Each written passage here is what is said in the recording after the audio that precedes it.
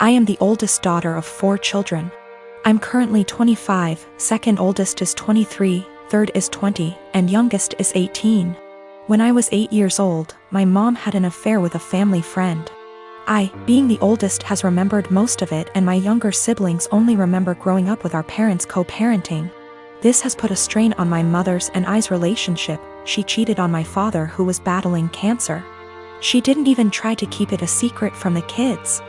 I remember during family /friend gatherings when everyone would be inside and I'd see my mom and the family friend kissing, or doing things in the pool.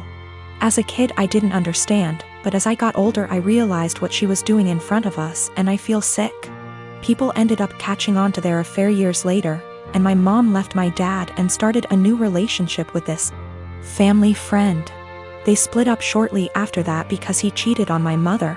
I've confronted her about this after my dad passed, and we all went to see a family therapist. This was roughly 3 years ago.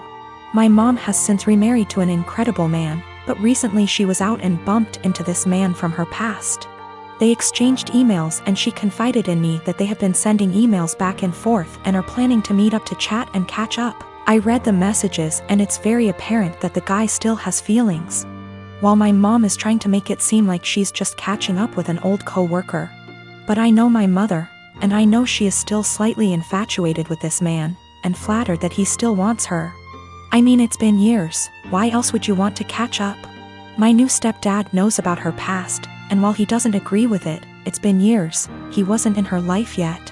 She asked me what I thought about her meeting up with him, and said something along the lines of needing closure. She asked for my honest opinion about the matter, and I told her, to be honest Mom, you dealing with this guy in the past ruined yours and Daddy's marriage, and you guys had 4 kids.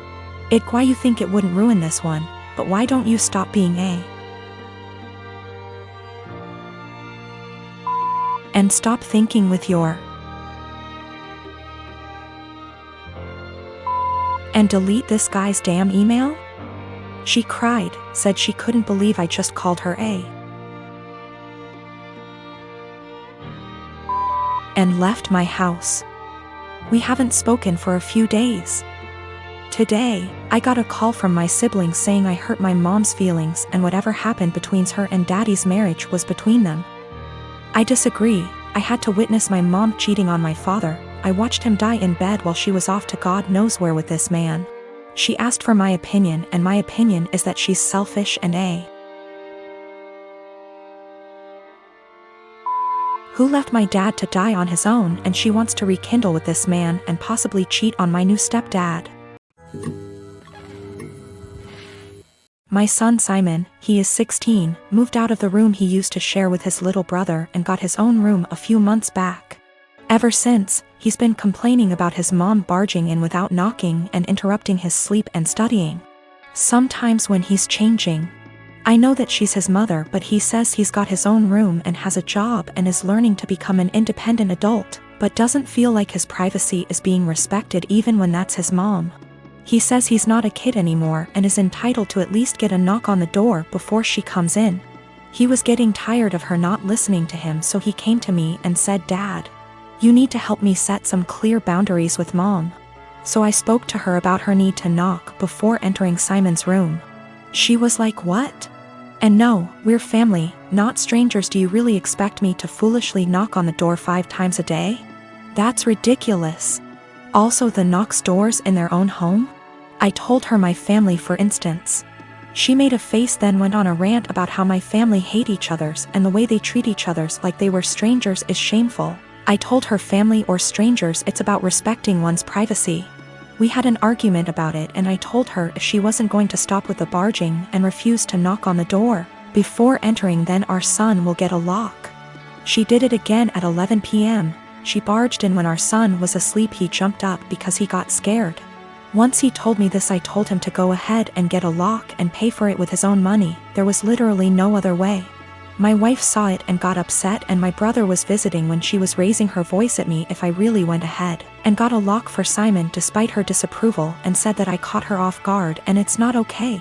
Because this teaches our children that they can manipulate one parent into doing what they want. I told her that Simon got the lock, not me, and I already warned her about the possibility of him getting a lock because he was getting tired of her boundary crossing. So she should have expected this outcome. She mentioned the same above points in her defense and said locks mean secrets, and that's not good.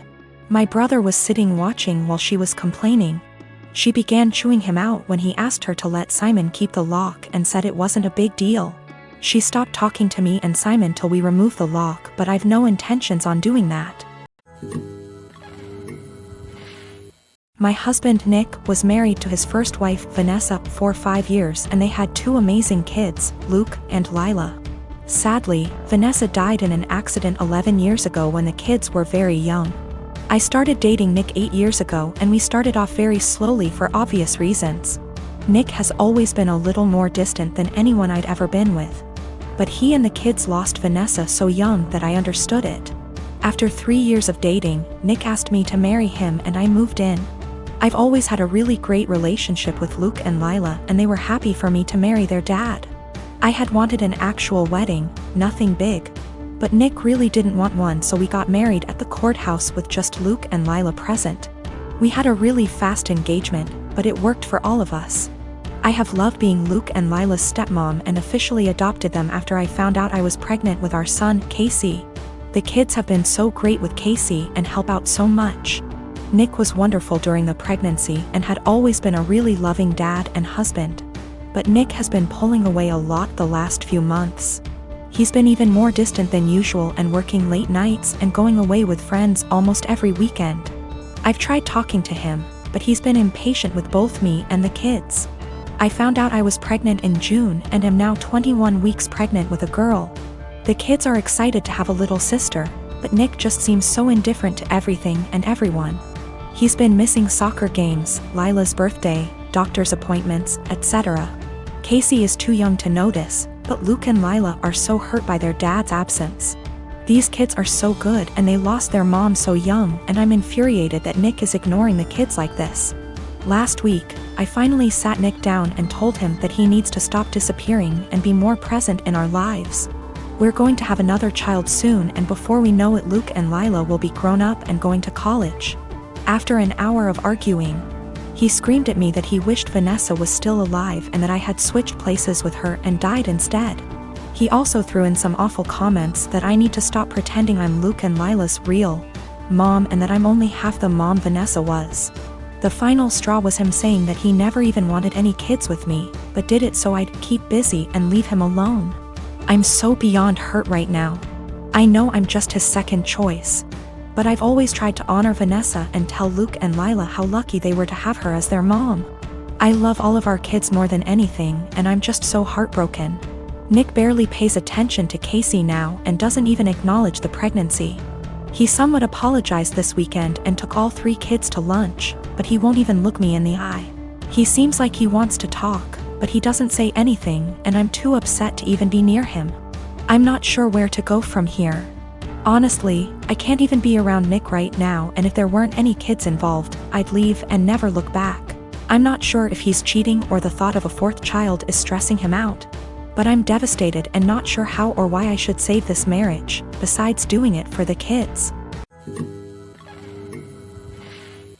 My daughter is 14. The divorce between me and her mom is still an open wound, but we try our best to make everything feel as normal as possible with the split. I remarried to my wife Isla. My daughter isn't mean, but she does not view her as a mom, which I am is okay. As long as she's respectful, which she is, they do plenty together, they go out, took an interest in cooking together, watching shows together, etc. I've told Isla to be patient with my daughter. If something is wrong, I'd expect her to come to me and I will talk with my daughter and make sure we resolve the issue. But as far as the harsh parts of parenting, that's up to me. So the other day, my daughter came to me saying she wanted to go to her mother's. I asked why she did because she looked upset. She said to ask my wife. I called her mom and she said she'd pick her up but hasn't heard any issues from my daughter. My daughter's birthday is coming up. We are doing a quince for her. She's very excited. So Isla went to my daughter, saying that she wanted to have a quince just with us, meaning without her mother or her family. When my daughter said she wanted her mom there, especially because of how big of a deal this is. And Isla was pretty much trying to force the issue and telling her that she can do one here and just as big. My daughter asked why she's trying to leave her mom out of such an important event. And Isla got mad at her for that and accused her of being bratty, and if she wants her mom so bad she should go there. I was so confused. What argument even is that? First of all, there's a reason she went behind my back and told my daughter. Second of all, she's not my kid's mother. And the more she tried to replace her, the more my daughter will resent her. Third of all, she's never welcome to insult my daughter because of her issues, and I don't know where and why she thought this would fly. I told her this, and her argument was that she wanted to be noticed by my daughter and why I care so little about her feelings. I told her my daughter notices her. They go out in girls' days weekly, they go out, watch movies together, etc. My daughter has been plenty inviting to her. Frankly, I'm surprised at how well she's opened up to her, but now she will have to earn her trust back. She again asked why I keep taking my daughter's side and not meeting her in the middle. I told her she's wrong here, simple as that. I could have if she didn't do it like this. I told her that if she expects me to turn on my daughter, she's out of her mind, and my daughter comes first in any situation. She started crying and accused me and saying she's in second place, to which I confirmed. I would never want her to put me over a kid. She left and now isn't speaking to me. V asked my daughter if this behavior was consistent. She said that she feels like Isla makes it a point to not talk about her mom, but nothing this extreme.